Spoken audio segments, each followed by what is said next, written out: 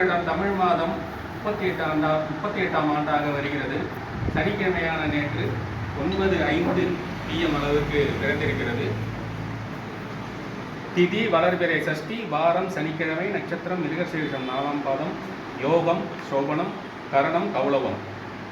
இந்த குரோதி வருடமானது வருடத்தின் அடிப்படையில் 38ஆம் ஆண்டாக வருகிறது.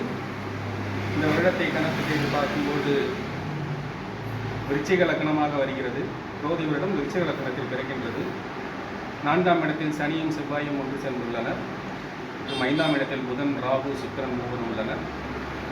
6ஆம் இடத்தில் சூரியனும் குருவும் சேர்ந்துள்ளனர். 8ஆம் இடத்தில் சந்திரன், 11இல் கேது. ஆக இந்த வருடம் இப்படியாகப்பட்ட ஜாதக அம்சத்தில் பிறந்திருக்கிறது.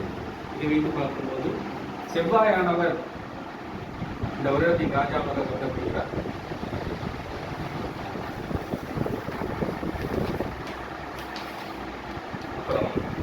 செவ்வாயானவர் ராஜாவாக கருதப்படுகிறார். மந்திரியாக சனி பகவான் வருகிறார். சேனாதிபதியாக சுக்கிரன் வருகிறார். அர்காதிபதியாக சுக்கிரன் வருகிறார்.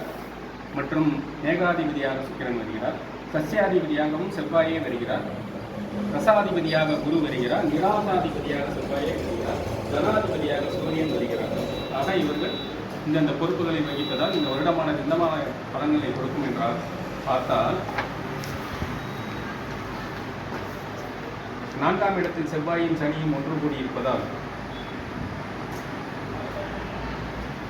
அரசியல் களத்தில் நிறைய கருத்து வேறுபாடுகளும் பிரச்சனைகளும் உருவாகுவதற்கு வாய்ப்பு இருக்குது. அரசியல்வாதிகள் இடையே ஏற்படுவதற்கு வாய்ப்பு இருக்குது.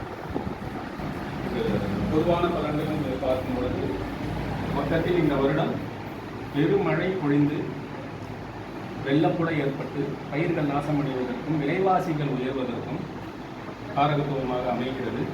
அரசனுக்கும் மற்றும் அரசுக்கும் வருடமானது அந்த அளவுக்கு சகாயமாக இருக்கும் என்று சொல்வதற்கு இல்லை.